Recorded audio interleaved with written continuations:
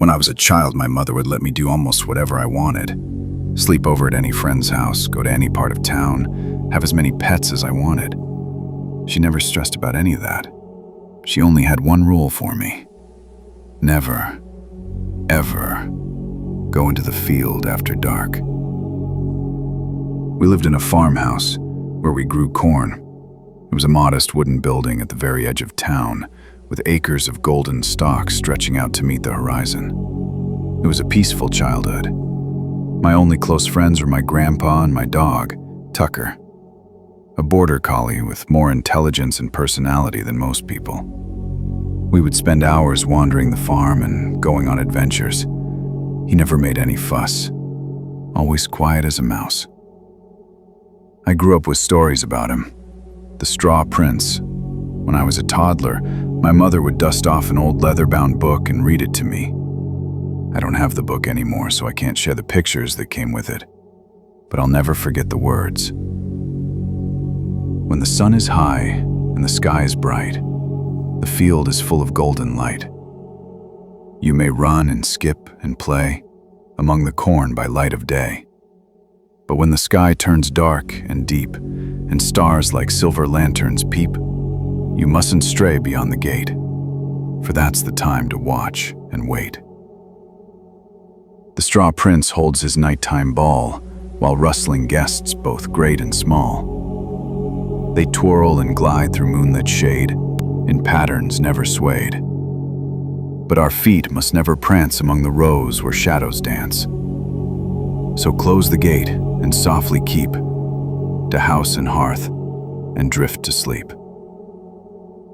At the time, I thought it was just a pretty rhyme. I liked the idea of secret dancers in the field. I didn't understand that it was a warning.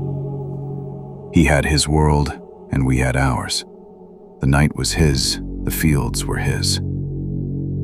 He allowed us to harvest as long as we respected his domain. That mutual respect between us was never to be broken.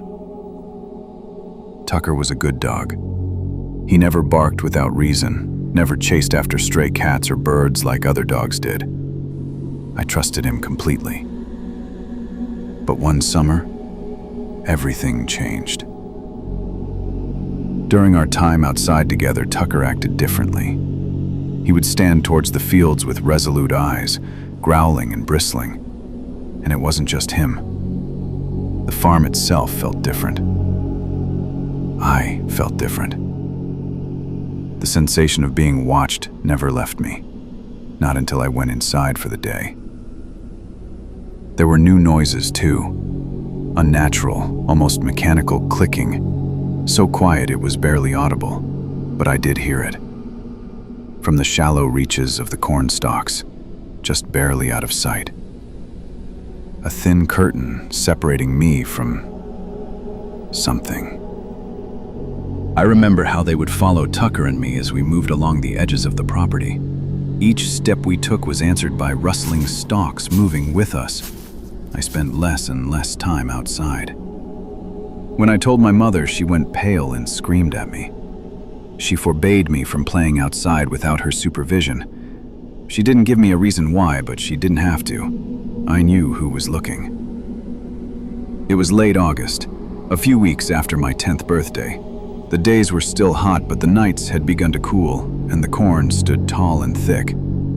The house creaked in the breeze, the fields swayed beneath a crescent moon. I had just gone to bed when I heard it, rustling in the fields. Tucker had been keeping his post on our front porch, watching over us during the night. I heard him stand, growl, and then bark, low, angry noises I hadn't ever heard him make before. Then I heard him dart off towards the fields. I ran to the window. The yard was empty. The barking was coming from the field now. By the time I reached the porch, the barking had grown fainter, swallowed by the corn. I called his name over and over. No answer. I knew the rule. I knew it better than any other. But I wouldn't let anything happen to Tucker. All I could think of was him out there in the fields, lost, alone and afraid in the dark. So I broke the rule. I opened the gate and stepped into the fields. I ran toward where I'd last heard Tucker. The leaves scraped at my arms and legs like cilia straining to push out a foreign object, trying to spit me out. I wasn't welcome here, not now. I stumbled into a small clearing where the corn thinned, and the sensation of eyes on me reached its peak. Tucker lay there, motionless, save the rising and falling of his ribs. One of his legs bent at an unnatural angle. I ran to him, struggling to lift him into my arms, then slinging him across my shoulders.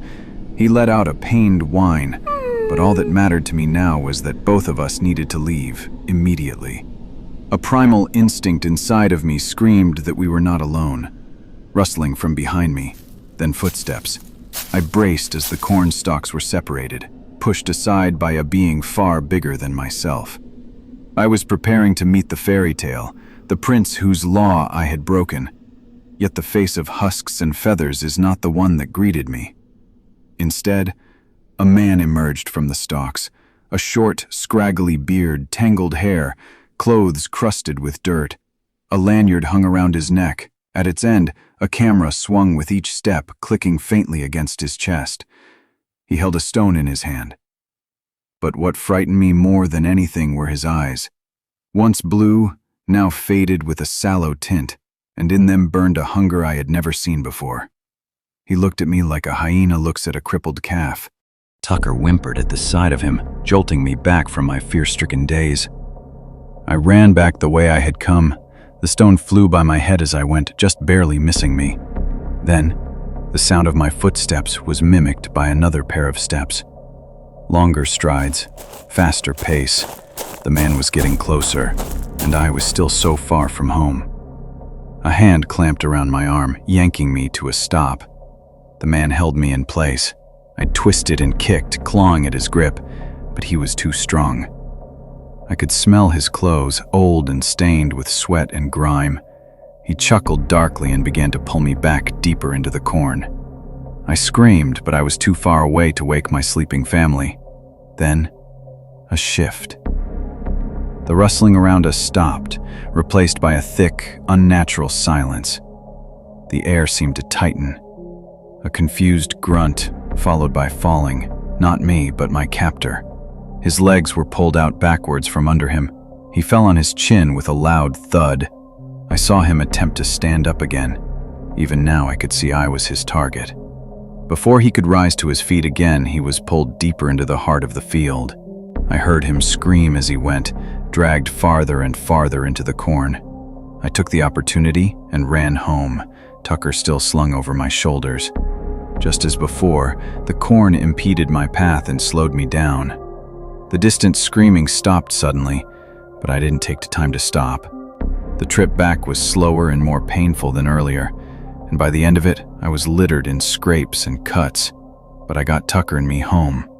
I was planning on waking my family, of course, but before I entered the house, I took one last glance back into the fields, and I saw him. I saw all of them. Beings of shadow, of straw and feathers, of leaves dried to brittle husks and twine wound tight. They danced in the field under the glow of the moon. It was beautiful, but terrifying. Their limbs were stiff, yet somehow they moved with a fluid grace. I stood frozen, heart hammering, unable to look away. Some part of me knew this was not a sight meant for human eyes. Among them, I recognized two. The first was a tall figure made of corn husks and crow's feathers. Around his head was a wreath of twine. There was a regal and powerful air to him. He moved with authority. The second was a large man with filthy clothes and scraggly hair. His limbs had stiffened and swollen with straw, stuffing jutting from the tears in his sleeves and collar. His once yellowed eyes were gone, replaced by twigs and leaves. His camera swayed around his neck as he joined the prince's ball, as he would every night from now on. So close the gate and softly keep to house and hearth and drift to sleep. I never forgot those words again.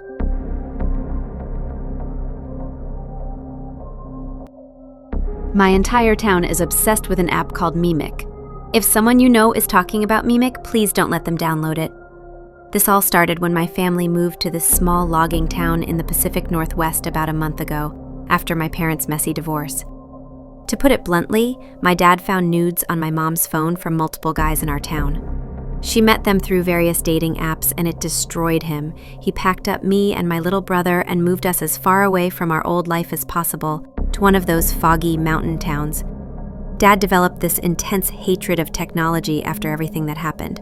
No smartphones, no social media, barely even lets us use his old laptop. I get it. His world fell apart because of what he found on a phone, but it's made fitting in at our new school basically impossible. My first day, I noticed something that struck me as odd. Almost every student was wearing the exact same style of flannel shirt, rolled up sleeves at the elbow in this very specific way that looked almost ritualistic. They'd even tied their shoelaces in these elaborate, flower-shaped knots that must have taken forever to master. "It's from Mimic," Jenny explained to me. She was assigned to be my hallway buddy for the first day of school.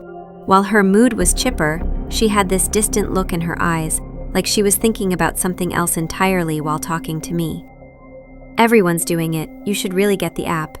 "I don't have a phone," I said to her. She stared at me like I'd just told her I didn't have lungs. "That's weird. How do you keep up with anything?" That afternoon in the cafeteria, I felt an uneasy pit in my stomach form as I watched the other kids. Most of the students were eating their lunch in perfect synchronization. They'd take a bite, chew exactly 7 times, swallow, then repeat. After every swallow, they would look at each other and laugh, like there was some hilarious inside joke that only a few of us weren't in on. The entire room moved like a hive mind. The sounds of coordinated chewing echoed off the walls. When I asked my lab partner about it, he just gave me the same empty smile Jenny had given me earlier and said, "Mimic challenge. You wouldn't understand." My reputation for being phoneless was spreading like a virus. My little brother Danny started complaining constantly at home.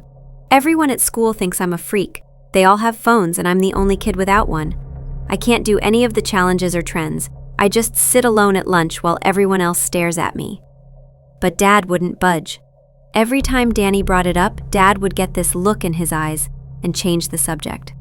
I understood his trauma, but watching my 11-year-old brother become more isolated every day was heartbreaking. The challenges I observed at school started innocently enough. Kids would whisper about #FlannelFriday and #7bite challenge and #FlowerKnotTuesday. Weird and robotic, but harmless. I figured it would blow over like every other social media trend. Then came #DeviousLicks. I was sitting in Mr. Frederick's biology class, taking notes on metamorphosis, when I felt something wet and warm slide across the back of my neck. I spun around to find Keith grinning at me with his tongue still slightly hanging out of his mouth. "Got you," he whispered, like we were playing some perverted game of tag. "What the hell is wrong with you?"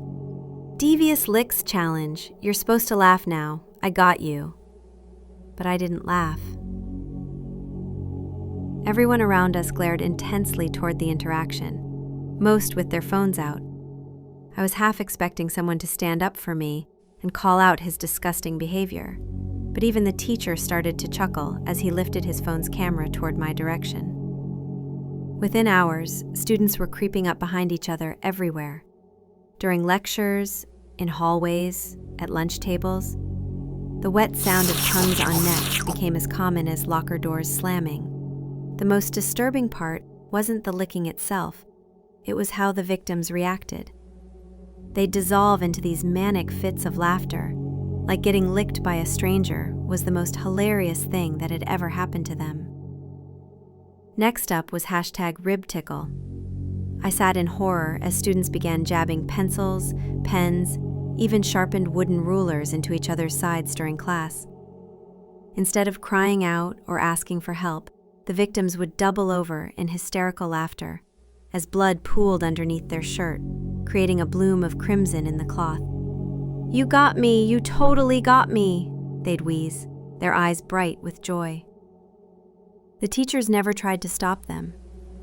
I noticed most of them checking their phones more frequently, scrolling through something with a distant expression and snarled lip. Things at home got worse too. Dad had been drinking more since the move, and Danny's constant complaints about not having a phone were wearing on everyone. Last Thursday night, it all came to a head. Danny was whining again about being left out at school, about needing a phone to fit in. Dad had already downed his 4th beer for the night, and I could see his jaw getting tighter with each complaint. "What do you want a phone for?" "Huh?" He thrust himself out of the rocking chair, suddenly exploding, his voice slurring. "So you can send pictures of your small thing to half the girls in school?" "Dad," I tried to intervene. He whipped around to face me, his eyes wild and unfocused. "Don't dad me. What about you? I bet you're just dying to post flirty little videos for all the boys on Mimic like your classmates, aren't you?" The room went dead silent. Dad's face turned white as he realized what he'd said. After another moment, he stormed off to his room without another word, leaving Danny in tears. I left for school the next day without giving my dad so much as a glance. A group of kids cornered me after last period, led by Jenny and a few others I'd seen around. They all had their phones out, with that same vacant look in their eyes that I'd been seeing for weeks. "We can't let you stay disconnected anymore," Jenny said, in a voice that didn't quite sound like hers. "You need to see what you're missing." I struggled as 2 boys from a grade above mine grabbed my arms and pinned me against the lockers. "What are you doing?" I screamed. Jenny retorted, "It's for your own good. Do you really want to be an outcast your entire life?" My eyes scanned the hallways, desperately for anyone that could help. I froze when I spotted Mr. Fredericks peeking around the corner, with a vicious smile on his face. Drool dripped down the corner of his mouth, vibrating slowly, as if he was giggling uncontrollably. He was recording me with his phone. Jenny lifted her phone to my face, and I closed my eyes instinctively. The glow from the screen was ungodly bright and pierced through my eyelids. I felt their cold, rough hands grab my face, reaching for my eyelids. It took everything in my power to resist their slimy fingers as they began to pull the skin below my eyes down. Sharp fingernails began to dig into my cheeks and forehead as I screamed in agony. I couldn't resist anymore. I opened my eyes. My brain couldn't immediately process what I saw. It was both beautiful and horrific at the same time. I found myself shifting through emotions as if they were on a conveyor belt in my body. Intense pleasure, followed by seething anger, followed by guilt and loathing. Writhing shapes that hurt to look at, colors that don't exist, sounds that came through the screen and burrowed into my skull like living things, scratching their way out from the inside. I felt my consciousness starting to fray at the edges, reality unraveling into the abyss. I passed out. I woke up hours later on the bathroom floor with a bloody nose and a splitting headache. The school was eerily empty, even for 4 p.m. My head was spinning. As I walked down the deserted hallways, I finally noticed their disheveled state. Toilet paper splattered with a dark red fluid hung from the ceilings, draped over the lockers. Most of the classroom doors now featured different strange symbols painted on the windows. They hurt to look at. I headed for the exit and tripped over a pair of jeans left on the floor. I looked down and saw multiple piles of clothes scattered throughout the school. I just wanted to go home. When I arrived, there was a wrapped box on the kitchen counter with a note in Dad's handwriting. "Sorry I was so hard on you kids. I love you both. Love, Dad." I opened the box to find a brand new phone sitting on a silk pillow. My heart sank to my stomach as I noticed an empty space next to it. There was only one phone in the box, but the note said, "Both." I ran upstairs to Danny's room and shoved the door open. It was empty. A pile of his clothes sat on the floor with something etched into the hardwood beneath them. Symbols that made my eyes water when I tried to focus on them, drawn in what looked like blood. Danny was gone. That was 2 days ago. Dad hasn't come home since that night. I've been alone in this house, afraid to leave, afraid to stay. Sometimes I hear Danny's voice calling my name through the speaker of my new phone.